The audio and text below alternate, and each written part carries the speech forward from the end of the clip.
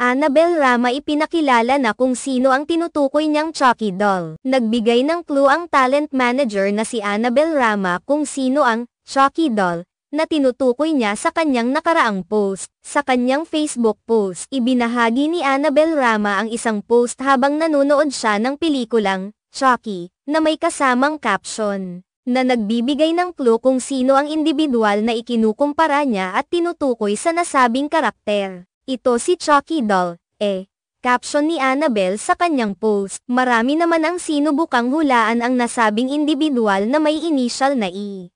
Karamihan sa kanila ay naniniwala na ang tinutukoy ni Annabel Rama ay si Esther Labati, ang biyenan ng kanyang anak na si Richard Gutierrez, ina ni Sara Labati. Hindi naman kasi lingid sa kaalaman ng lahat na noon pa man ay hindi na gusto ni Annabel Rama ang magulang ni Sara Labati dahilan para tutulan nito ang relasyon dalawa noon. Bago pa man makumpirma ang hiwalayan ni na Richard Gutierrez at Sara Labati, marami na ang nagsasabing hindi talaga magkasundo sina Esther Labati at Annabel Rama. Matatandaang nag-react si Esther sa ilang post na tumatalakay sa pamilya Gutierrez sa gitna ng isyu sa paghihiwalay ng kanyang anak na si Sara Labati at Richard Gutierrez, partikular na sa mga paaring ni Annabel Rama laban sa kanyang anak. Nag-react din si Esther Labati sa mga pambabatikos na ibinabato ng ilang mga netizens sa rumored girlfriend ni Richard Gutierrez ngayon na si Barbie Imperial. Samantala,